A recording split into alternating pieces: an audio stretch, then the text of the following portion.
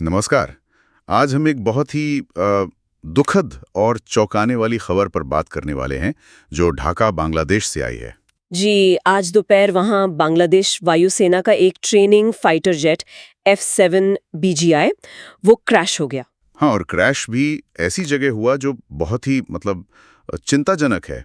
ढाका का milestone school and college. बिल्कुल, और सबसे भयानक बात यह है कि हादसा तब हुआ जब स्कूल में बच्चे थे, क्लास चल रही थी। तो जो शुरुआती रिपोर्ट्स हैं हम उनके आधार पर समझने की कोशिश करेंगे कि आखिर हुआ क्या और इसके मायने क्या हैं। रिपोर्ट्स के मुताबिक विमान सीधे स्कूल के जूनियर सेक्शन की इमारत में मतलब अंदर जा घुसा। और उसके बाद जाहिर है एक भयानक विस्फोट हुआ, आग लग गई। तस्वीरें जो आ रही हैं वो काफी भयावह हैं। हाँ, मंजर बहुत ही खौफनाक बताया जा रहा है। चारों तरफ धुआं और तबाही। ये F7 BGI ये ट्रेनिंग एयरक्राफ्ट है ना? जी, ट्रेनिंग के लिए इस्तेमाल होता है। और खबर यह है कि ये उड़ान भरने के कुछ ही मिनटों बाद ये हादसा हो गया। कुछ ही मिनटों बाद ये अपने आप में सवाल उठाता है। खैर, कैजुअलिटीज की बात करें तो आंकड़े बहुत परेशान करने वाले। हाँ, ताज़ा जानकारी के हिसाब से कम 19 लोगों की मौत हुई है। इसमें कई छात्र भी शामिल हैं और पायलट की भी जान चली गई है। 19 और 100 से ज्यादा लोग घायल हैं। जी, 100 से ज़्यादा घायल हैं और उनमें से कई की हालत, खासकर जो जले हैं, उनकी हालत बहुत गंभीर बताई जा रही है। ये आंकड़े तो रोंगटे खड़े कर देने वाले हैं।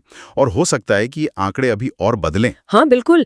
जैसे जैसे स्थिति और साफ होगी ये आंकड़े बदल सकते हैं। जो चश्मदीद हैं, जो लोग वहां थे, उनका क्या कहना है? प्रत्यक्षदर्शियों ने बताया कि पहले आसमान में बहुत तेज आवाज आई, फिर उन्होंने धुआं देखा और फिर एकदम से एक जोरदार धमाका। सब कुछ चंद सेकंड में हो गया होगा। हाँ, बिल्कुल। और स्कूल की इमारत का एक हिस्सा तो पूरी तरह तबाह हो गया है, मलबे में बदल गया है। उफ, सोचना भी मुश्किल है कि बच्चों पर और स्टाफ पर क्या बीती होगी। सरकार ने कल 22 जुलाई को राष्ट्रीय शोक दिवस भी घोषित किया है। हाँ, और प्रधानमंत्री ने शोक जताया है, मदद का आश्वासन दिया है और जांच के आदेश भी दिए हैं। जी, जांच के आदेश दे दिए गए हैं। शुरुआती तौर पर कहा जा रहा है कि शायद कोई तकनीकी खराबी थी। तकनीकी खराबी, ये शब्द हम अक्सर सुनते हैं ऐसे हादसों के बाद, लेकिन सवाल यह है कि किस तरह की तकनीकी खराबी? क्या ये मेंटेनेंस से जुड़ा है? हाँ, या फिर ये विमान का डिजाइन, ये F7 ये पुराने चीनी डिजाइन पर आधारित है ना? हाँ, तो क्या इसके सेफ्टी रिकॉर्ड पर पहले भी सवाल थे? बिल्कुल। जांच को सिर्फ ये नहीं देखना चाहिए कि हुआ क्या, बल्कि ये भी कि क्यों हुआ। सही कहा। मतलब क्या सारे सेफ्टी प्रोटोकॉल्स फॉलो किए गए थे? और सबसे बड़ा सवाल, ट्रेनिंग मिशन के लिए ये रूट क्यों चुना गया, एक स्कूल के इतने पास से? हाँ, ये बहुत अहम सवाल है। क्या ऐसे गनी आबादी वाले इलाकों के ऊपर खासकर ट्रेनिंग फ्लाइट्स के लिए कोई नियम है, कोई पाबंदी है?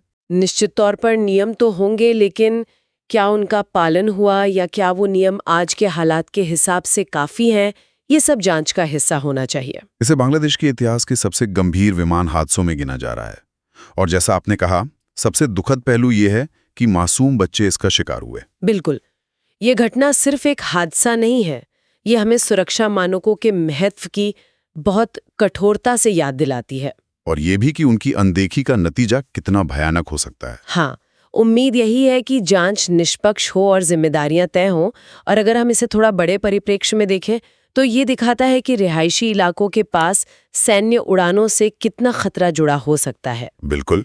और ये सोचने पर मजबूर करता है कि भविष्य में ऐसी त्रासदियों को रोकने के लिए क्या किया जा सकता है, खासकर स्कूल जैसी जगहों के पास। हाँ, ये एक बड़ा सवाल है जिस पर विचार होना चाहिए कि नागरिक आबादी, खासकर स्कूलों के नज़दीक, इस तरह की मिलिट्री एक्टिविटीज़ के जोखिम को कैसे कम किया जाए। क्या मौजूदा नियमों को और सख्त करने की जरूरत है, या फिर जो नियम हैं उन्हीं का कड़ाई से पालन काफी होगा?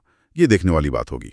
जी बिल्कुल, ये एक बहुत ही महत्वपूर्ण सवाल है जिस पर आगे ध्यान देना होगा।